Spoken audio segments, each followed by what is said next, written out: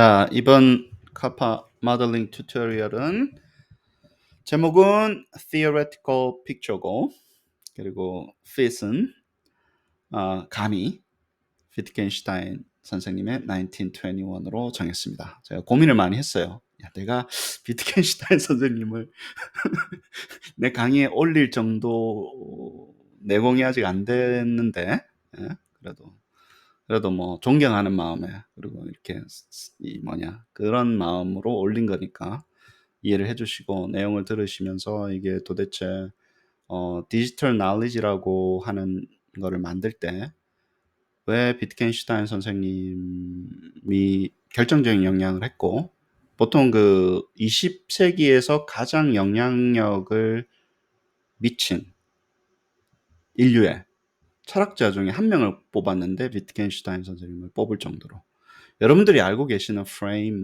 전부 다 여기서 다 나온 거예요. 제가 봤을 때는 시멘틱 전부 다 여기서 나왔습니다. 예, 그만큼 중요하고, 근데 이해가 되는 게 논리 철학 논거는 겁맞던 인간들이 원래 철학가에서 이해도 못하면서 들고 다니는 거고, 그 철학적 탐구는요 교과서예요.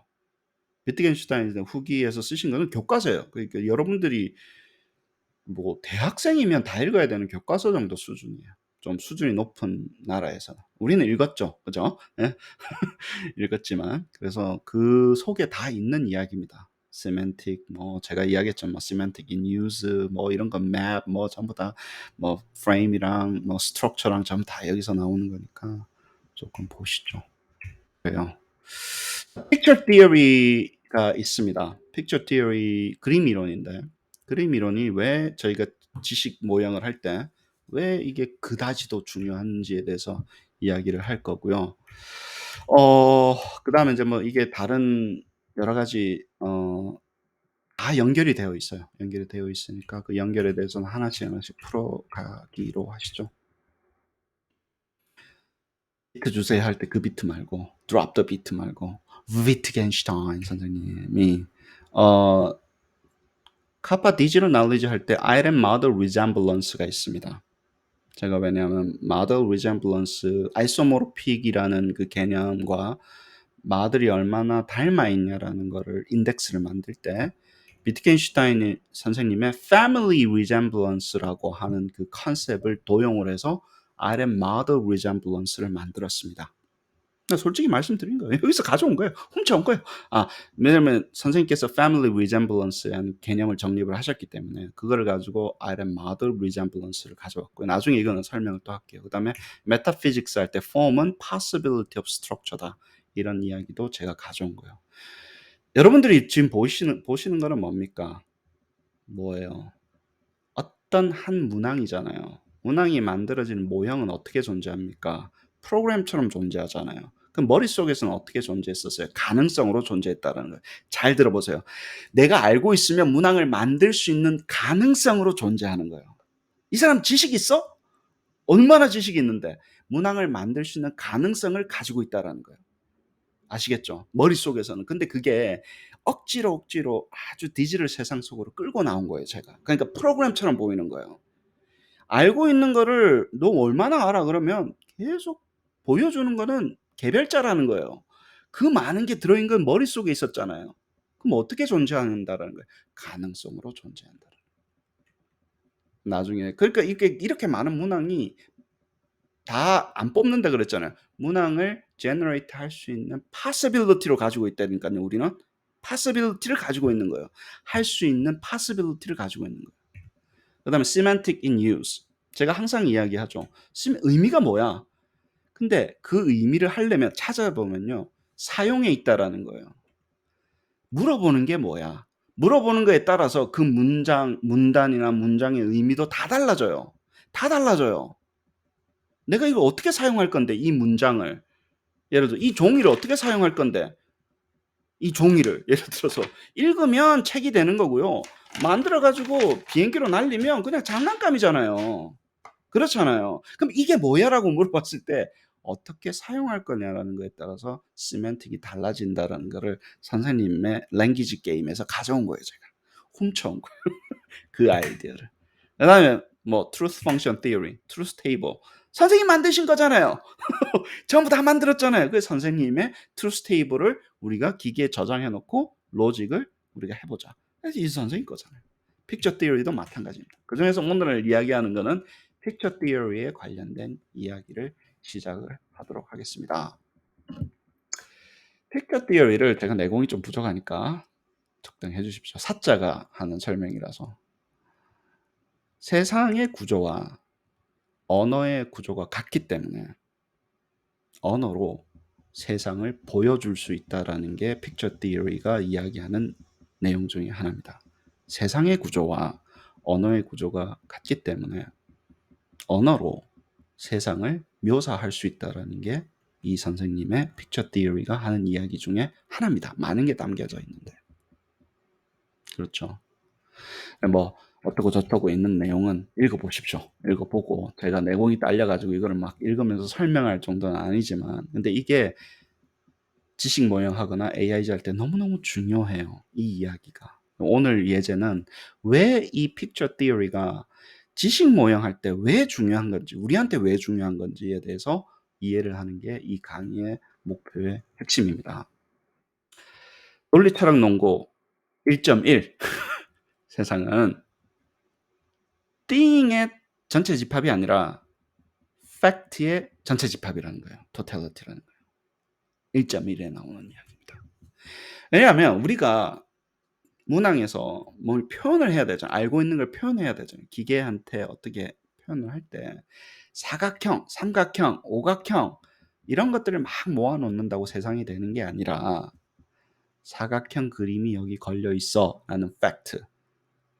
이 이 이 의자가 이 의자가 노란색 의자가 여기에 있어. 벽 근처에 있어라는 이 팩트들의 토탈리티가 세상이라는 거예요.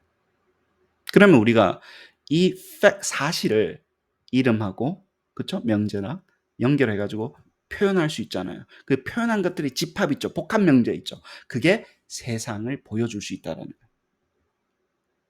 명료하고 명징하게 표현을 하면 세상을 보여줄 수 있다라는 게 이 구조가 같다라는 게 픽처 티어리에 가는 거고 이 그림은 반고 선생님의 아를레이 침실이잖아요.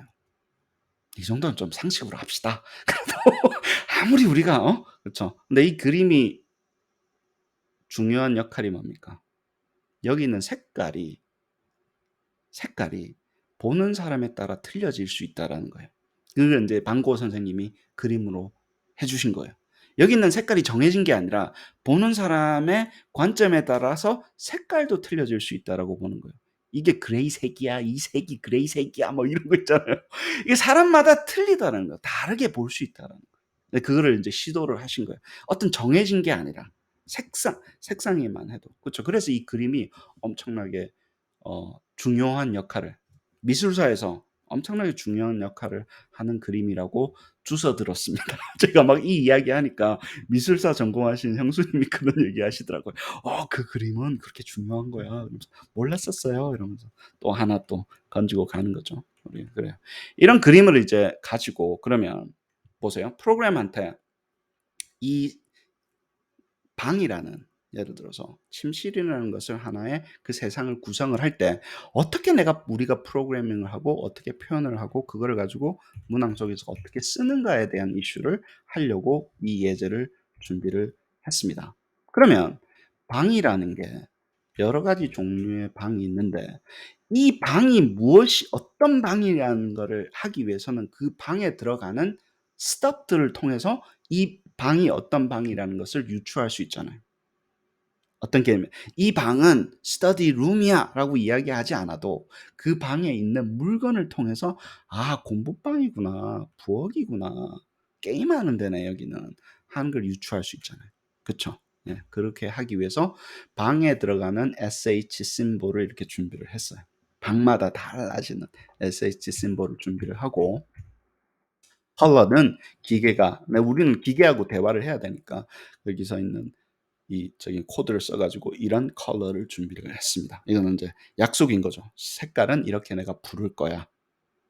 그쵸? 색깔은 인제 속성이기도 하지만 이름이고 속성이잖아요. 이걸 정의를 하는 거예요. 기계하고 나라고 정의를 하는.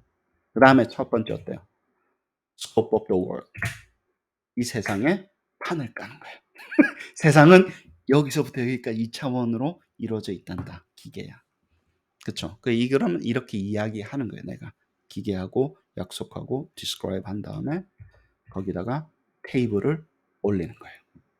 테이블이 이 좌표에 물론 이건 이제 조각조각으로 만들었지만 나무 4 이런 게 만들었지만 이곳에 테이블이 있단다라는 사실을 여기에 이렇게 만드는 거예요. 팩트를. 그쵸? 그다음에 그 위에 근데 올리려고 그랬는데 판때기가 안 덮여. 그래 가지고 교수님한테 "교수님 판때기가 안 덮여요." 그 교수님이 판때기를 덮어 주셨어요. 그 좌표값 잡아야 되는데 머리가 잘 안 돌아가더라고. 그래서 교수님이 판때기를 덮어 주셔 가지고 아까처럼 이렇게 이쁜 그림이 되었습니다. 협력하는 거예요. 뭐 혼자 다 할 필요는 뭐 있어. 이게 그림을 잘 그리는 사람도 있다니까. 그다음에 stuff를 좌표값 잡아서 올리는 거예요. 그러면 딸라인가 여기 있어. 얘는 이곳에 두 번째에 있어. 쪽조이가 여기 있고 여기 얘는 또 얘가 있어. 오리는 여기 있어. 그래서 색깔 바꿔 가지고 랜더마이즈해서 좌표값으로 테이블 탁자 위에 올리는 작업입니다. 기계한테 그렇게 이야기를 해주고 그 다음에 시계를 달아줘요. 시계는 벽에 오른쪽에 있고 거기서는 뭐 몇 시 몇 분이야. 시계가 가르치는 시간은 몇 시 몇 분이야. 또 그 위에다가 창문을 답니다. 창문 프레임을 짜요. 또 창문 프레임을 짜 가지고 색깔을 입혀 가지고 그다음에 그림이 두 개가 요쪽에 나오는 그림, 오른쪽에 나오는 그림을 해. 그다음에 자동차 뭐 이런 걸 해서 랜더마이즈해서 또 바꿔요. 왜냐면 요 프레임 속에서 요 부분에 나오는 그림은 달이거나 해거나 뭐 이렇게 나오잖아요. 이렇게 바꿔요. 그러고 나서 한글로도 간단하게 번역하고 단어도 하고 그래서 태양, 구름에 가로진 달, 뭐 태양, 달 이런 식으로 해서 인덱스를 잡아줘요. 이건 뭐예요? 걔네들이 이름이 뭔지, 어떻게 내가 부를 건지 그것을 정의를 해서 그것들의 관계가 어떻게 설정이 되는 건지 다 잡아줘요. 24개 썼습니다. 변수. 맥시멈으로 쓴 거예요. 나중에 변수가 모자라서 못 만들겠어. 별로 안 어렵다니까. 하나하나 만들다 보면 별로 안 어려워. 그래 놓고 읽어주고 들려주고 한글로 물어보고 영어로 물어보고. 왜 물어보는 게 중요하냐면요. 그 이름을 잘 보세요. 그 이름을 정하니까 언어의 구조로 그림의 구조로 나오잖아요. 언어가 그림으로 되는 거잖아요. 그리고 나서 학생들은 유추를 하는 문항으로도 만들 수가 있는 겁니다. 그래서 픽처 티어리를 썼다는 거예요. 내가 명징하게 표현을 하면 컴퓨터도 알고 이제는 명징하게 표현을 누구한테 한다고요? 컴퓨터한테 한다고요. 그럼 컴퓨터가 그림을 그려주고 그 그림은 우리 머릿속에 있거나 상상을 해서 기억을 해서 문제를 풀 수도 있고 걔네들끼리의 관계를 보기 시작을 하는 거예요. 관계를 보는 문항으로 만들 수 있습니다. 여기서 뭐가 그랬냐면요. 여기는 그래요. 여기가 어디냐라는 질문으로 할 수도 있잖아요. 여기가 어디야? 그럼 이것을 보고 이 방이 어떤 방인지를 물어보는 문항으로 바꾸는 거예요. 그 다음에 시간이 지금 몇 시냐라고 물어볼 수도 있는 거잖아요. 그쵸? 근데 시간을 볼 때 여기 떠 있는 게 달이잖아요. 그러면 새벽 2시 20분이잖아. 달하고 시간으로 바꿔서 여기 시간을 AM과 PM으로 바꿔주는 거예요. 이건 어느 정도 유추를 했죠. 예. 그렇게 해서 왜냐면 얘네들의 relationship에 따라서 semantic을 물어보는 거에 대한 semantic이 바뀌어지잖아요. 그를 구성을 하기 시작을 하는 겁니다. 재밌죠? 그 다음에 이거를 명징하게 프로그램했던 거를 글로 쓰는 거예요. 글로 쓴 게 한글로도 나오고 영어로도 나오는 거죠. 픽처 티어리 제대로 이용했어요. 이거 해먹으면서. 세 가지. 만드는 사람의 생각, 컴퓨터, 문항을 푸는 사람의 생각. 공유할 수 있다라는 거예요. 공유할 수 있다라는 거예요. 언어로. 그리고 컴퓨터한테 주는 언어가 뭐라고요? 프로그래밍이라고. 휴먼 컴퓨터 인터랙션 하는 거예요. 그게 그림으로 보여주잖아요. 컴퓨터가 사람한테 그림으로 보여주잖아요. 그렇죠? 그런 간단한 작업들을 하면서 우리가 그 비트겐슈타인 선생님의 픽처 티어리를 한번 써 먹었습니다. 얼마나 잘 써 먹었습니까? 선생님 뭐 멋있잖아요. 예. 그러니까 뭐 철학하는 사람들은 뭐 거의 어떤 사람들 신이라고 부르기도 합니다. '사람이 아니다 이 사람은.' 그렇게 할 정도로 영향력이 크신 분이죠. exercise 한번 해 보세요. 어 완전히 룸 타입을 하나 더 만들어 보는 거. 골라 가지고 하나 올리시면 됩니다. 룸 타입은 되게 쉽게 나오죠. 그다음에 테이블 뭐 컬러만 바꿔 보는 거. 예 쪼끔씩 해 보세요, 그림 그리는 듯이 해서. 그다음에 여러분만의 방을 한번 만들어 보세요. 여러분만 그려서 그림판 만들어 가지고 바꿀 거 바꾸고 올라갈 거 바꾸고 올라갈 거 올리고 내릴 거 내리고 해서 한번 만들어 보세요. 재밌어요, 재밌어요. 하다 보면 또 어느 정도 됩니다. 제가 드리고 싶은 말씀은 이겁니다. 우리가 개별화 교육 뭐 맞춤형 교육 뭐 이런 거 이야기 많이 하시잖아요. 그죠? 예. 근데 너무 대단하게 생각하실 필요 없고 이게 도대체 맞춤형 개별화가 왜 필요하고 왜 좋은 거고 어디서부터 시작해야 되고 하는 거는 사실 간단한 데 있다고 봐요. 저희 어머님이 초등학교 선생님이셨어요. 아버지도 그랬지만. 그래서 근데 이제 미술 전공이셨어요. 그래서 어릴 때부터 어머니가 논문 쓰는 것도 좀 도와드리고 타자기 치는 것부터 시작해서 워드 하는 거, 그림 컬러 그림 막 사진 찍어서 올리는 거 그런 것들 중간에 방학 때마다 가면 방학 때는 어릴 때는 어머니 막 도와드리면서 그렇게 지냈었어요. 예. 여러분 오늘 그림 보셨잖아요. 그런 그림이 변형이 충분히 되잖아요. 그리고 어느 정도만 많이 하면 세상에 하나밖에 없는 그림으로 아이들한테 시험 문제를 연습 문제를 방학 숙제를 주실 수 있습니다. 디지털 콘텐츠로.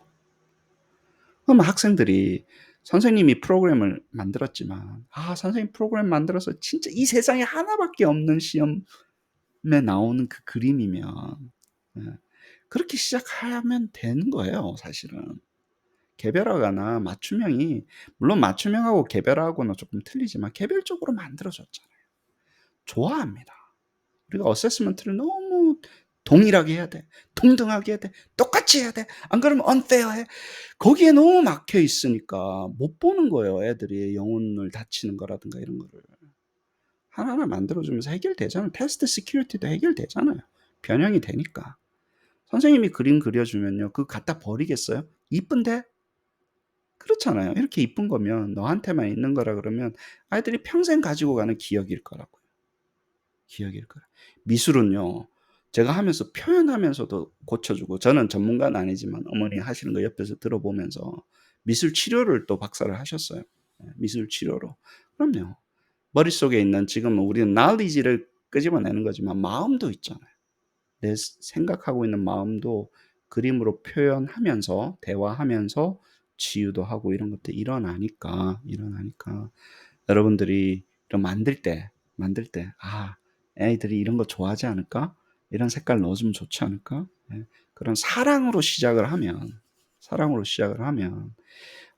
딱딱한 기술이 진짜 뭐 맞춤형 기계가 뭐 알고리즘 뭐 이렇게 가는 것보다도 훨씬 더 파급력 있고 그리고 실제 기술도 잘 쓰는 거라고 저는 생각을 합니다.